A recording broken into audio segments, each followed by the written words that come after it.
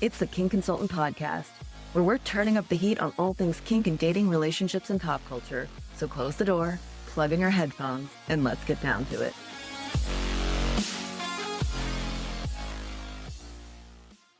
Hey everyone, and welcome to this week's episode of the Kink Consultant. I am joined by Jose and Andrea, aka Mama. Thank you both so much for being on the show today, and I just want to introduce you. We all met at Dirty Daddy's Do Vegas convention, and Jose, you are a cover model, an actor, and from what I understand, Andrea is kind of responsible for getting you into this cover model life. Yes, she is, 100%. How did you two first meet? So, Be nice. I'm going to be nice. Oh, no, don't be You weren't.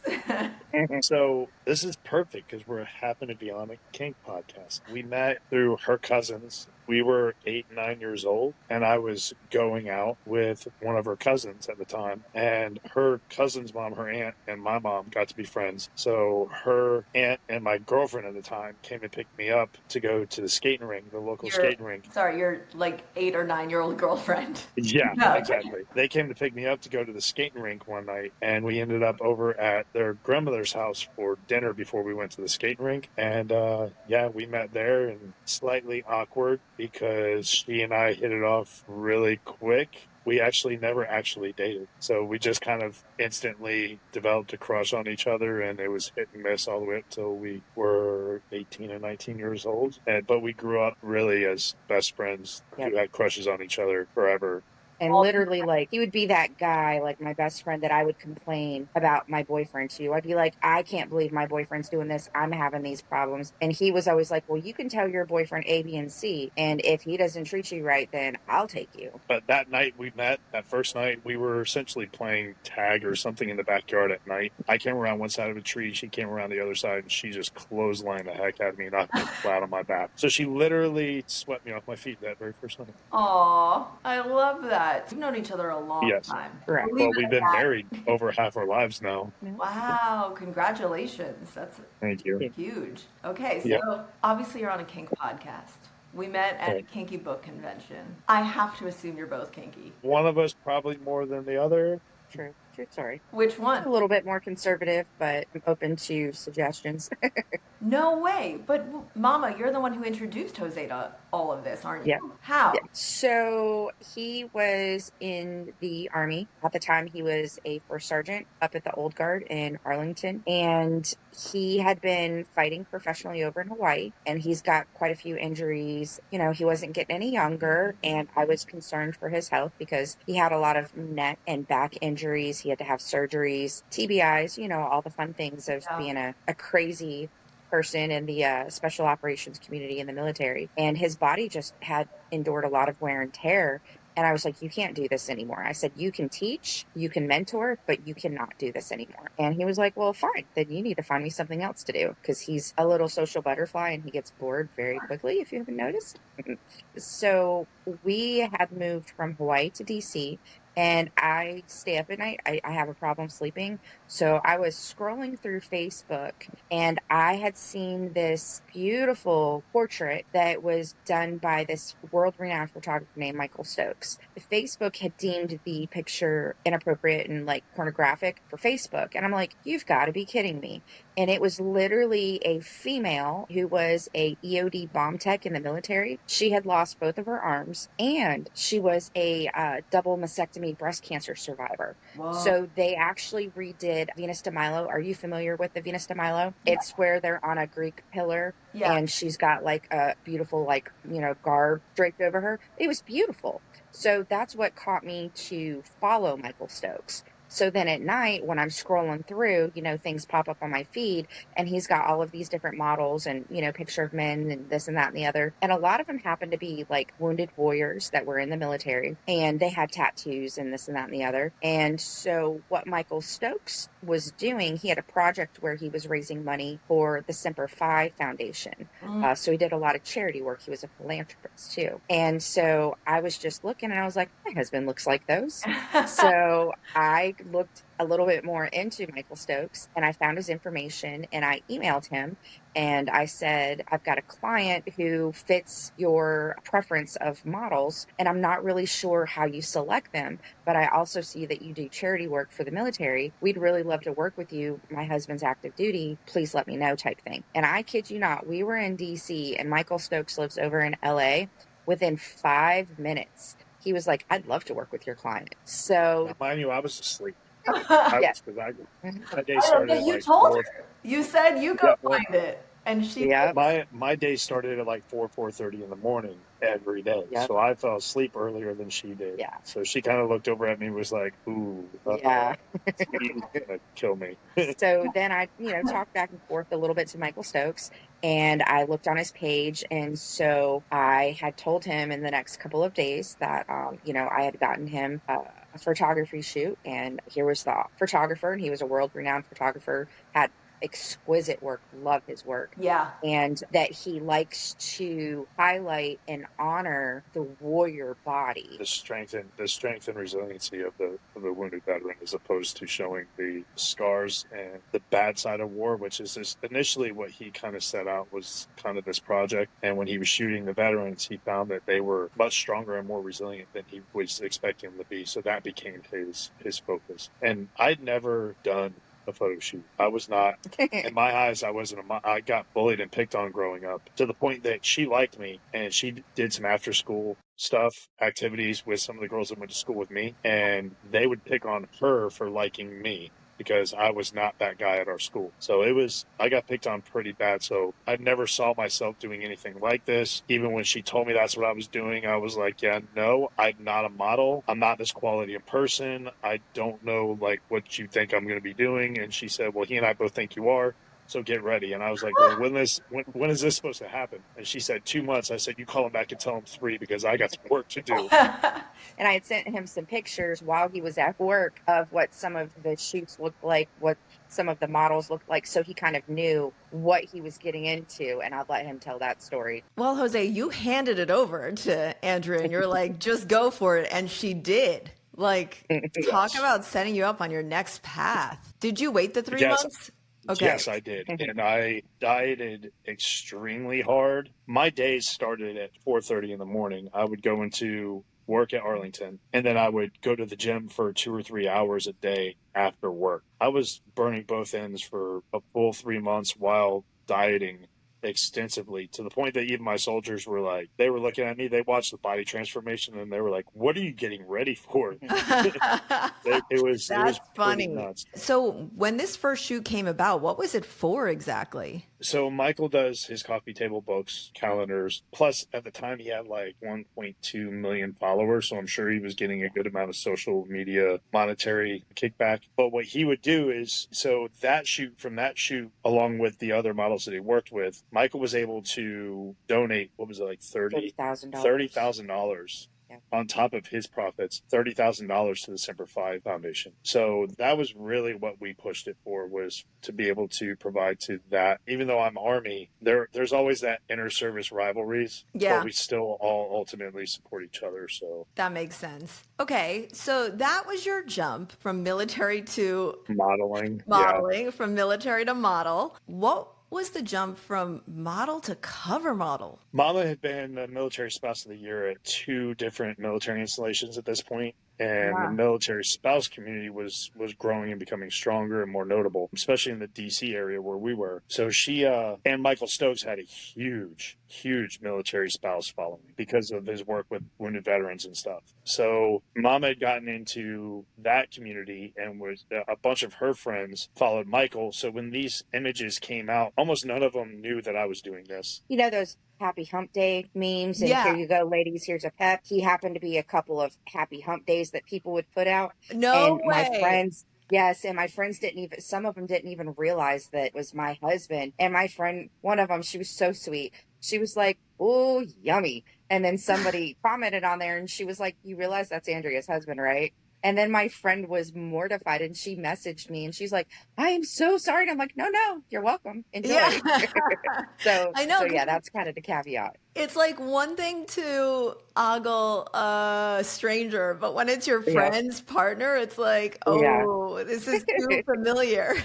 Well, it also made its way around apparently my soldiers' spouses. I didn't know this, but it was brought to my attention here recently that, yeah, a bunch of them had been following and recognized me, and it became a thing. So ultimately, what happened was one of those spouses was friends with an author named Sierra London, who was also a retired veteran who writes. What kind of book? And romance, interracial romance, but she's now branched into a lot of mafia, dark romance, stuff like that. She said, hey, she reached out to Miss Sierra and was like, hey, I got a friend who is looking at getting into cover modeling. I think you should put him on one of your covers. Pretty forward. Miss Sierra was like, oh, great, here we go. What does he look like? So she shot her some of the Michael Stokes images, and she goes, oh, okay, yeah, give me his information, I'll reach out. And they kind of just launched from there. My first shoot was with a small photographer that was just commissioned for that cover, and then it just kind of, I went to a signing before that book even came out, and then I got introduced to people in the industry, and it just kind of took off like really fast. That's amazing. I guess other authors would find you and ask you to model as well. I met, again, one of the top photographers in the industry, and it just kind of, once I did that shoot with him within the cover model or within the book cover industry, yeah, it just kind of took off. Because at that time, he was one of 3 more recognized and sought after silver fox daddies. Because I guess in, the romance world, a lot of the models are younger. So when he came out, a lot of his fan base was like, oh my gosh, I'm so excited. Here's a mature silver fox daddy that I can pine after and not feel awkward about it. Whoa. So Silver Fox Daddy is your niche? It's become a big part of it. The biker mafia side has been 2 other very prominent areas for me. I could totally see that with the tattoos, the whole look. It fits. Yeah. None of it's a stretch for me because I'm a biker. I fit right into it because it's who I actually am. Yeah. Somehow not surprising now that I think about it. But had either of you read these types of books before entering this world? Mama had. So, okay. When I worked in a daycare as an assistant director, I had some long trips that I was going to have to take. And so a friend of mine was like, Miss Andrea, here you go. You're welcome. This will keep you occupied. I promise. And I was like, okay. So the first book that I was ever actually introduced to was Sylvia Day's Crossfire series. Yes. I don't know if you've had, yes. So I was like, oh.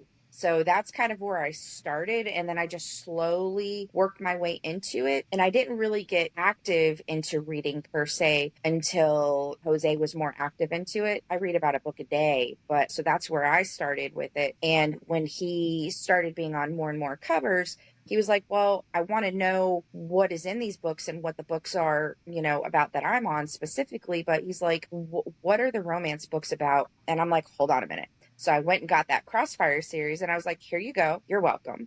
And so he read the first one and he was just like, wow. I was like, a woman wrote this? I mean, what the? Everything I thought I knew about women just went right out the window. No, tell me what. Like, what shocked you the most? The graphic nature, the fact that there was so much in there that I think men would normally associate with a man's psyche or fantasies, things that we would want. Yeah. Y'all want just as much. The thing is there's such a stigma tied to y'all and what is acceptable for y'all traditionally that it's kind of has to be suppressed or hidden a little bit. So when I started reading that, I was like, wow, like I had no clue how kinky, I guess, women are by nature, because we don't see that. And then also on top of that, I was like, well, why is that? The more I thought about it, the more I read it, it very much seemed like, and honestly, the more people I met in the industry, speaking with readers and stuff, it's more of a judgment thing. So a lot of it is reserved, especially, we'd been married almost 20 years by the time I started reading. And I found that when I started reading, especially books that she liked, I was like, well, there's got to be a reason that she likes them. So I started thinking about it and I'm like, well, maybe there's a lot in here that she's at least curious about. She might not necessarily want it, but she might be curious about it. Why wouldn't she tell me about it? Well, she's probably afraid that I'm going to judge her. So Hold the on, more wait, I thought about it. Mama. Yep. Hey, Kinksters. Did you know we have a book club? Join the Kink Consultant crew every month to read spicy, kinky books and chat with other shamelessly curious minds. I started this club because I was tired of reading kinky stories with no one to talk about them with. It's the perfect place to meet other book-loving kinksters, share your hottest takes, and help pick out our next filthy read. So come find your people. Join us at patreon.com/AmandaDames/membership. I want to know, why hadn't you? I was raised and grew up in a very, I would say, proper household and environment. My grandma raised me because my dad was in the military, and I kind of went back and forth a lot, but I mean, I was with my grandma for most of my childhood. You know, she was very old fashioned, loved Gren. That's just how you were raised as a woman and a female. Even our middle daughter hates when we say that's not ladylike. You know, you need to act like a young lady. And she's like, I can act the way I want and still be a young lady. So it's kind of that mindset, you know, if you think about it, like you don't want to be looked at as the Scarlet A type person and like this crazy person. So it's just one of those things you don't really know until you know. It sounds like it felt more comfortable to read and enjoy it through that than to bring it up and experience it in person because of the fear of, is it rejection or shame of like, oh, I'm not supposed to want this? I think it was just kind of more of, at this point, it was what, like 30-ish years of your upbringing, you know, society says, this is how you're supposed to act. This is how you're supposed to be. If you go to church, you have to have this persona. And if you are a mom or if you work in this industry, you have to personify, you know, a certain thing or else you're a bad person. You have to personify what society says you're supposed to look like. So it wasn't that's just like, outside of our bedroom. So. And it wasn't something that was like a shame thing or that you yearned for. It was just sort of like oh, that's for other people. It's just something that I'd never been exposed to. So I just was unaware. For instance, you know, like as a woman and a female, for instance, I'm sure, you know, you were taught how to put on makeup and do your hair and things like that. I was a tomboy growing up. So, you know, there's a lot of differences there too. So it's just a matter of not knowing how to open yourself up to experience things without feeling a certain kind of way and being like, oh, this is okay. Oh, I'm allowed to have these thoughts, or I'm allowed to have these feelings. And then to try to create that dialogue with your partner, that sometimes it's like, how do I bring this up? How do we talk about this? So reading, like you said, it's a great avenue. And see, from my side, I had no clue. Like, I had no idea that this was even, like, in my eyes, I'm like, if I ask for this stuff, I'm being a stereotypical guy. But then when I start reading these books and I realized that I feel like there was a level of liberation on both our sides when she realized that I was reading these books, and when I realized that she likely had a lot of these same desires, it was liberating to both of us to be like, for me to be like, oh, wow, maybe I should ask her about this. Because it never dawned on me to ask her because, I mean, I've heard you talk about it on some of your past episodes too. Rejection for men is a very real thing. We get it way more than y'all do. And as a longtime husband, I didn't want to push her to do anything that she might be uncomfortable with. Once I started reading these things and I realized that there was stuff in here that she might be open to, I was like, oh, wow, like maybe I need to not push it, but press it a little bit to try and get her to open up. And yeah, I think with me reading and her realizing that I did have that knowledge now kind of allowed her to open up a little bit more too. I mean, do you know how many women wish their husbands would read these books? So yes, I do, because I hear it all the time at these events now. I bet you do. Okay, so how did you kick off the conversation? And the reason I'm asking this, I'm going to explain. So many people ask me, how do I introduce this to my partner?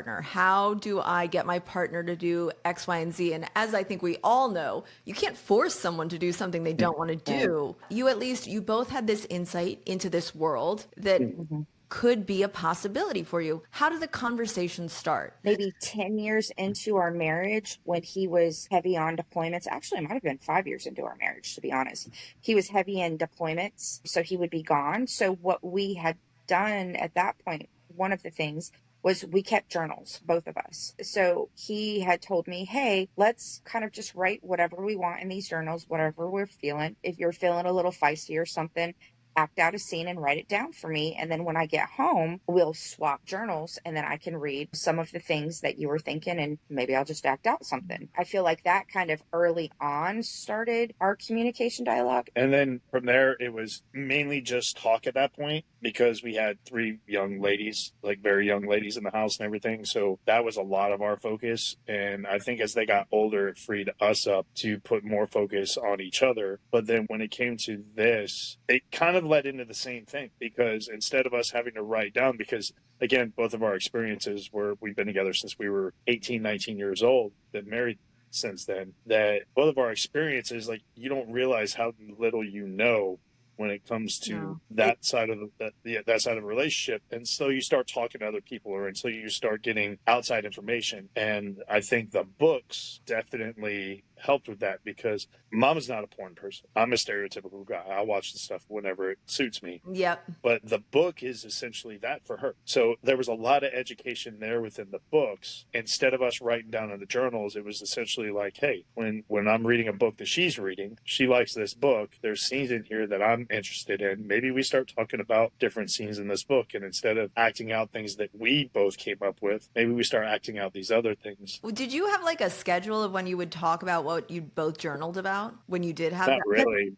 I love the journal idea, and that's something I rarely hear couples talk about proactively doing. Yeah. You know, it's like something I recommend, but not, Right. I love that you were both doing that. Well, to me, I mean, kind of being a little bit of a quiet and more of an introverted person, that to me was a safe space to write my thoughts down without having to go through and actually analyze it. You could just write it down how you feel, because a lot of the times in the moment, if you just write down how you feel or you say how you feel, that's actually a lot of truth to it. And then later on, you can look at it and break it down and then say, okay, what are the good points? What are the bad points? Where can I improve? Stuff like that. So you can do that same process with journaling, with writing your feelings, getting into different things within a relationship too. I love that, like poster children for how to communicate and talk about these things. Being completely honest, it wasn't always super easy. We're in our 25th year of marriage, and it's not like easy the whole way. I'll tell you this, the past 5 years, honestly, probably been better than the previous 20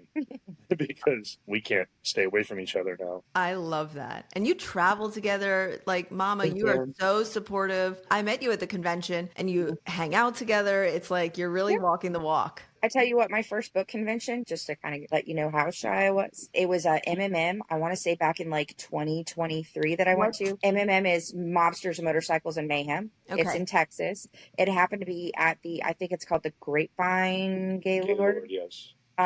That area. But anyhow, so it was in Texas. And so he had taken me along just as a reader, because I'd never really got to go with him. I had been reading a lot at this point, but I'd never been to a convention. I will tell you, it's a very well-run convention, but I was so overwhelmed and so overstimulated, because you've got all these peoples of all walks of life. You've got all these authors and influencers just walking around, and it's a total culture shock. Yeah. So when you actually see it, live it, eat it, and breathe it, you're just like, oh wow. So I actually went out into the hallway and sat, because I was very overwhelmed and I just needed to kind of regather myself. And there were 2 readers out there that were talking about how they were going to get in trouble. They'd spent over $800 on pre-orders and they were buying more books.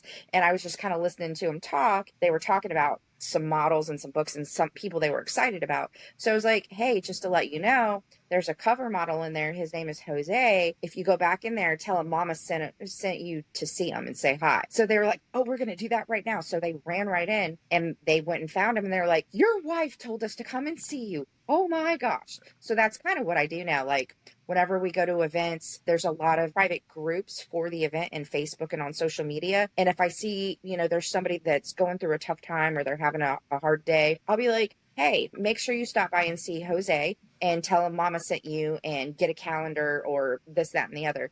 There was this one woman that just went through a really bad breakup and is in remission from some health issues. And she came up to me at the MMM this year that just passed. I want to say it was in March in Texas again. And she's like, I just wanted to stop by and say thank you. You made my day. I stopped by and he gave me a calendar. He's the sweetest. I've got pictures.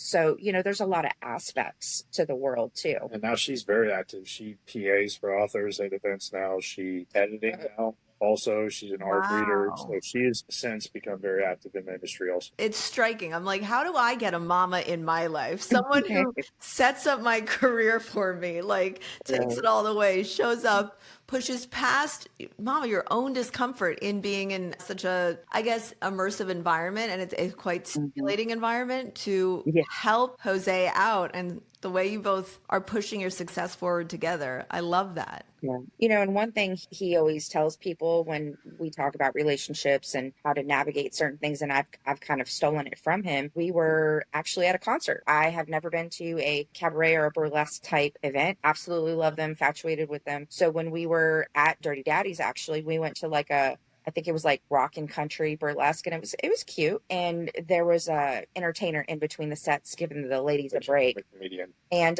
he was like, there was a bachelor party there, and he's like, hey, audience, what's your best tip for this new guy getting ready to get married? I had raised my hand and he picked me, and I said, date each other every day. Yeah, So that's great advice. I was going to say that's kind of what the book world does too. Yeah. So, you know, you can read a book and you can make up your own dates and, you know, have your own adventures. That's awesome. I mean, I love that it's literally not just a job, but it is truly how you're both living your lives now. And we've got friends that were just like us that maybe felt oppressed to where they couldn't express themselves or didn't find their community. And now we had some friends meet up with us in Texas, and they kind of saw a little bit of it. And now they're like, oh, wow, I have a community. I didn't know I could talk like this, and it's okay. And so now they're going to events, for instance, Smut Lovers in Orlando. I've got quite a few friends that are like, oh, I want to go to that because it's a very educational conference where they have a lot of classes for kinks that people never really knew about or were curious about, but didn't know how to go through it properly. And Smut Lover does that. They have people like you. They teach safety. They teach consent. They teach, it's one of the most informative out there. And authors use it for education and research for their books too, as well as everyday people. Oh, okay, this is a thing, and this is how I can go about getting more immersed into this. Oh, amazing. Yeah, there are a lot of great conferences out there, and I've heard really good things about Smut Lovers, of like half education, half authors. Oh, if you've not been Miss Kink Consultant, you need to go. You're right. I do need to make it. Unless the convention is in Vegas, I tend to not make it. Okay, what advice would you give to couples who I want to hear both Mama and Jose, both of your perspectives. What advice would you give to couples who want to start exploring their own kinks and their partner's kinks? I want to first start by saying that I know that a topic for you has been that a lot of people aren't always going to find that one person that's perfect and that aligns with their kinks and everything else in a relationship that they're looking for. I will say that the same is probably even true for us. I would say that there's definitely things that I'm interested in that she's not necessarily interested in, probably more so in that aspect than the other, vice versa. And so let's talk. I don't consider myself a daddy dom. I don't.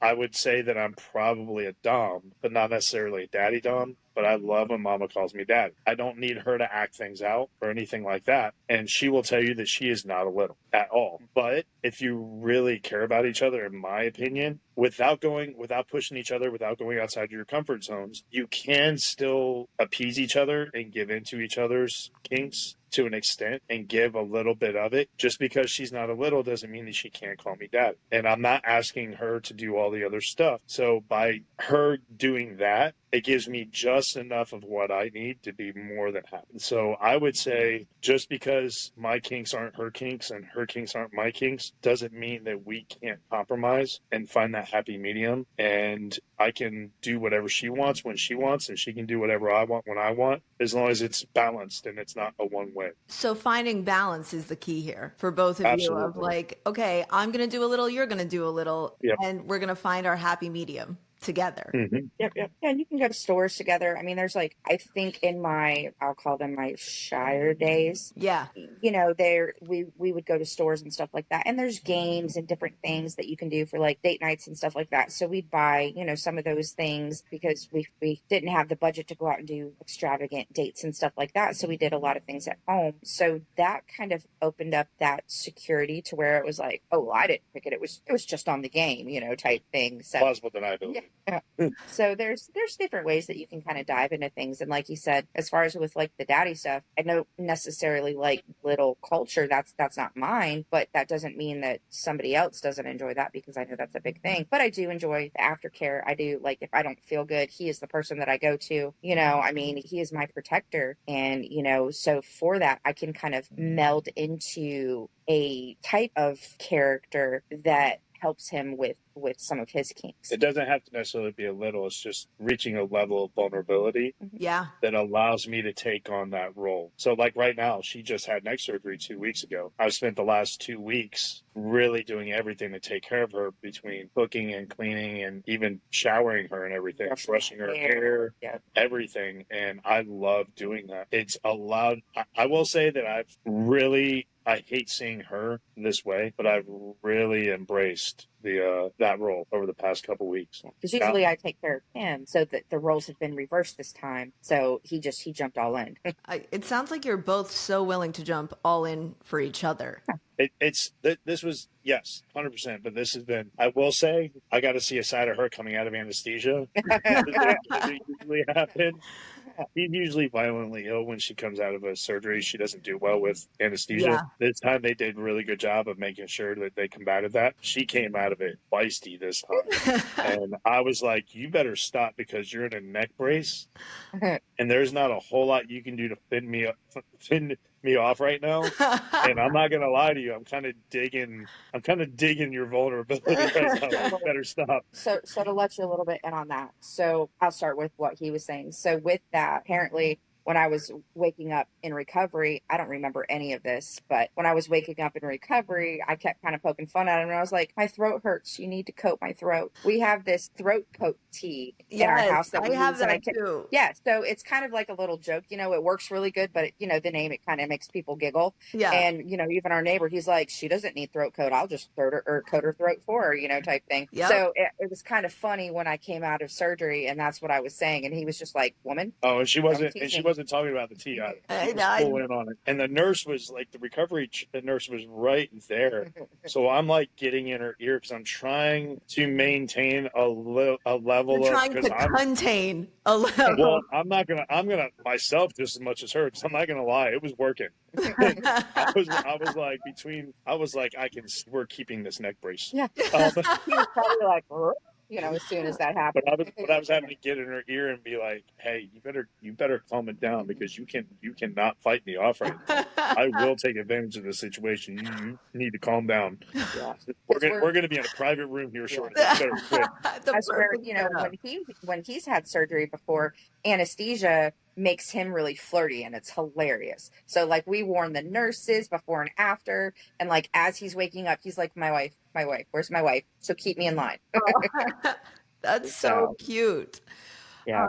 Okay, thank you for that. It sounds like communication is so key to how you get to know each other, not just by spending years together, but you talk through everything.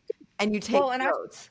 And we in the military, when we went to a lot of marriage retreats to show people that everybody is vulnerable to having issues, and that dialogue and that community needs to be there. And I think one thing that we've always pressed upon people is communication is key, and people grow as a person, and they need to grow as a person, and you need to let them do that, but you also need to grow as a couple. Yes. If you can't accept your partner and their growth and applaud them for that, and then work your way through that, you're going to grow apart as a couple. So you've got to figure out where that happy median is. And if you can figure that out, everything else is really easy.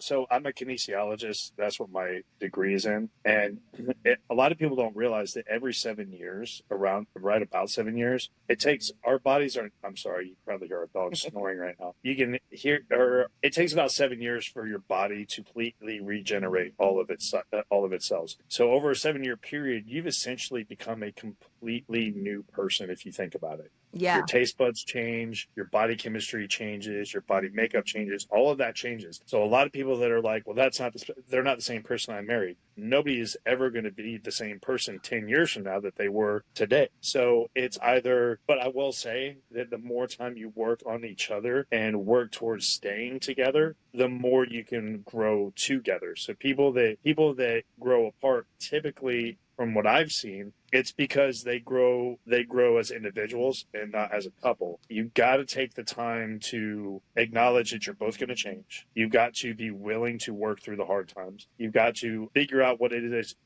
that you're willing to accept in this new person and what you're not. And I will tell you that a lot of times, if both people care about each other, they will figure out how to make things work. She's not going to ever ask me to be a different person, but if she needs me to be something, if there's something she needs me to be, I'm going to work towards being that because I want to be that for her. As long as she's not asking me to change who I am, I can change what I do all day long. Wow. That was such solid advice that I think I'm going to hold that clip and keep coming back to it because I think that's the ideal. You've literally just described, I think that's what so many of us are searching for, especially after being in relationships where you grow apart. And Jose, that's a really good point. You know, a lot of relationships end at the 7-year mark. And when you think about it, that's when you're fully a different person, as you've described. Yeah.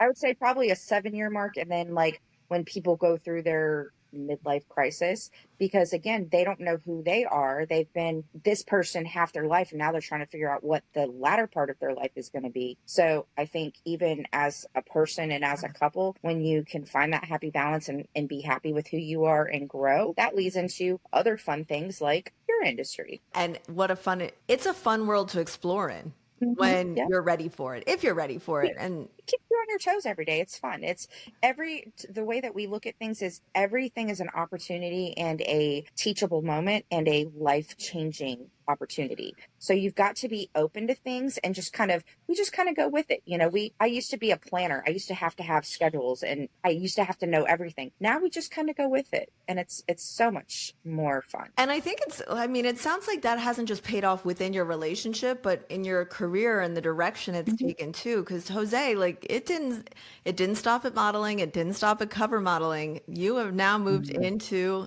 acting. So I'll start that by saying there's a number of authors in the industry that have been pushing me to write a book for a while. There's a number of my buddies, military buddies within the special operations community, of all people, who have lived incredible lives and had incredible military careers that have told me I need to write a book, because as much as they've done within the soft community, they've not been professional fighters. They've not been actors. They've not been models. They've not been married 25 years. They've not had 4 daughters. And it's Girl I'm a girl dad. but it's I attribute a lot of this to me always being, to your point, always being willing to take on that next challenge or that next opportunity. I'm always open to that next opportunity. I still work I worked in the personal protection realm when I first got out of the Army for a big name entertainer. I've done a lot of stuff, but yes, it's the acting side, it has definitely led into that. I've been on a number of real crime TV series, Snapped, Fatal Attraction, a few others. I was in a Hallmark or Lifetime Christmas movie with Mario Lopez and Jana Kramer. Those were all just like acting. Well, that was an extra role. This movie that's coming out this fall, I spent half the year last year shooting that, between working in the defense industry and doing the book cover stuff. And it's a big Warner Brothers film. Paul Thomas Anderson is the director. He was the director for Boogie Nights and Licorice Pizza. Oh, Very awesome. well. Big time director. The movie's starring Leonardo DiCaprio, Sean Penn, Regina Hall, Benicio del Toro. It's a big cast, and it was a blast to shoot. But yeah, I got a pretty significant role. Me and a few of my special operations buddies got called in to work this project, and it was an absolute blast. But that comes out this September. Awesome. So much so that he actually was wanting to audition for a role in J.R. Ward's series too, and he could not not trim his beard. He could not cut his hair. So because of that, he obviously looks older than what he is. So he auditioned anyways, but he was like, hey, I have to explain this is what's going on. But if you look at my portfolio and my social media pages, you can see how well I age and can revert back to certain looks. I didn't get the role.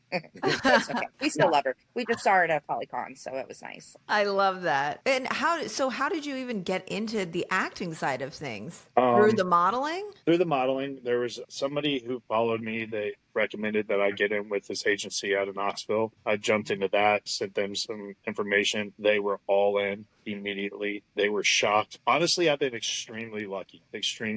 I've been afforded opportunities that right out of the gate that most people don't get. Lucky and hardworking, though. Lucky and hard work. Though that 3-month diet, yes. You can't. That's not luck. Yeah. That's hard work. So yes. So there's a formula for success. It essentially says that when hard work and preparation meets opportunity. Wait, hard work and what? And preparation meets opportunity. That makes sense. Okay. And then you got your hard work thing that you always say too, and talent. Oh yeah, hard work beats talent when talent doesn't work hard. Hard work beats talent when talent doesn't work hard? Yes. All right. I need to I have a Post-it note somewhere. I need to write these down.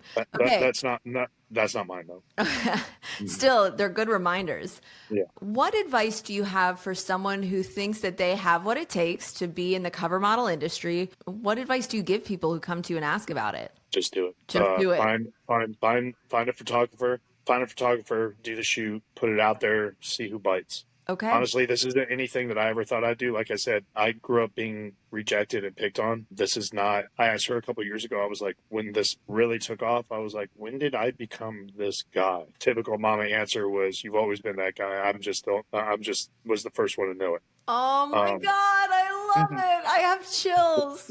I really do. I tell people, I have people that joke that are like, I'd do it, but I don't look like, or blah, blah, blah, or they joke, I was thinking about doing it. Everybody's got their type. And there's a ton of books out there. There's a ton of subgenres. There's all kinds of looks out there. People are looking for all kinds of images and looks. You don't know what you're capable of doing if you don't just do it. If an opportunity presents itself, jump on it. If the opportunity doesn't present itself, make it happen. But what steps good? Say I wanted to be a cover model. Obviously, I'm not a hot silver fox daddy, but if I wanted to be a cover model, what could I do?